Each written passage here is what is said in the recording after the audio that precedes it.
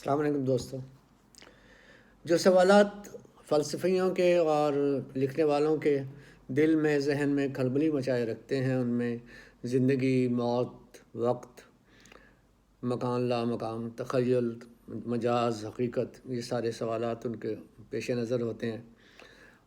تو ان کو اپنے اپنے تعین وہ سمجھنے کی کوشش کرتے ہیں اور اسے بیان بھی کرتے ہیں، کہانیوں کا حصہ بھی بناتے ہیں. فلسفی اسے خالصتاً ایک بحث بنا لیتے ہیں.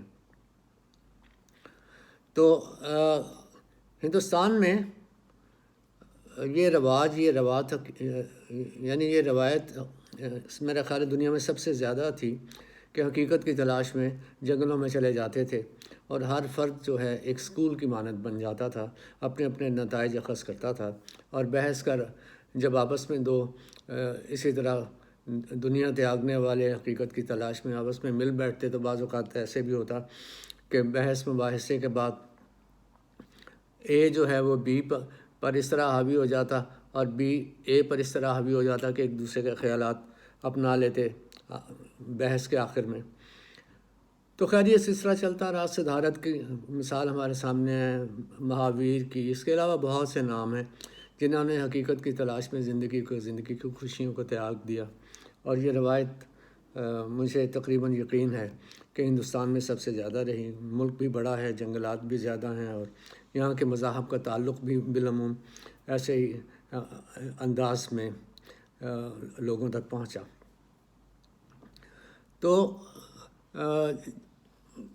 میرے ناول کا ہیرو جو سلیم ہے، خالیہ جیب گل کا، وہ بھی حقیقت کی تلاش میں جنگلوں میں مارا مارا پھر رہا ہے. تو وہ کسی مقام تک پہنچتا ہے اور بھی لوگ اسے ملتے ہیں، ایک جماعت اسے ملتی ہے، بہت سے لوگ اکٹھے ہو کے اس سے ملتے ہیں اور اس سے کچھ جاننے کی کوشش کرتے ہیں، سیکھنے کی کوشش کرتے ہیں. کہتے ہیں کہ ہمارے آپ استاد بن جائیے، تو یہ انکار کر دیتا ہے، اور اس کے بعد وہ اسے کہتے ہیں کہ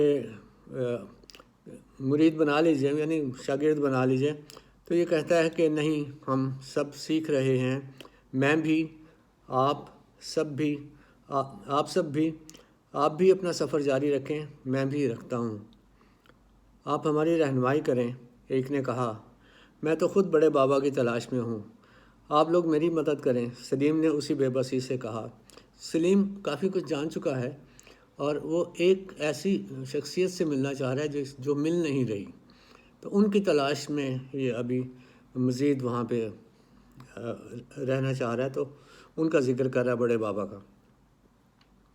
تو وہ کہتا ہے کہ اگر آپ نہیں بتائیں گے تو ہم کیسے جانیں گے. ایک اور نے تشویش ظاہر کی.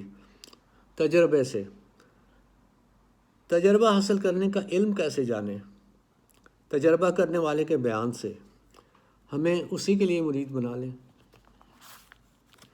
تو سلیم نے ابھی بھی ریلیکٹنس کا اظہار کیا، لیکن پھر اس نے کہا کہ سلیم نے پھر اپنا تجربہ بیان کرنے کی حامی بھر لی، اور انہوں نے کہا اپنے آپ کو سلیم کا مرید سمجھ لیا، اور انہوں نے اپنے آپ کو سلیم کا مرید سمجھ لیا اور بڑے بابا کو تلاش کرتے رہے اور ملاقات کی کہ ایک طے شدہ وقت آ جایا کرتے.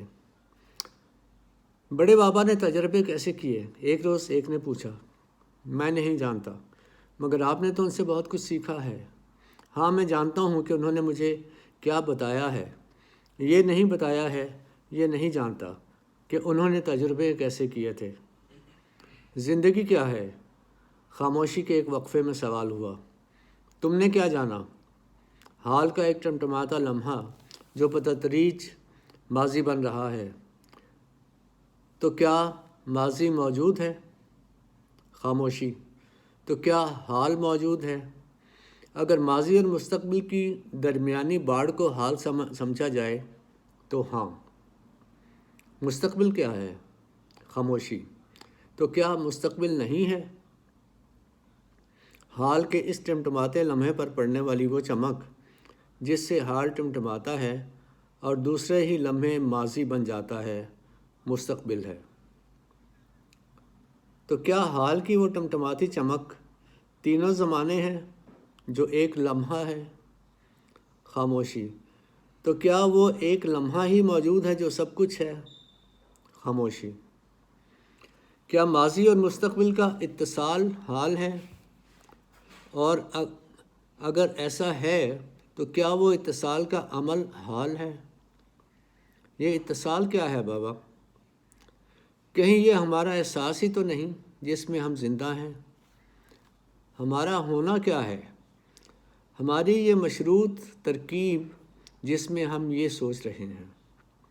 تو کیا جب ہم نہ سوچیں تو اتصال نہ ہوگا، کسی ٹمٹماتے لمحے کا وجود نہ ہوگا؟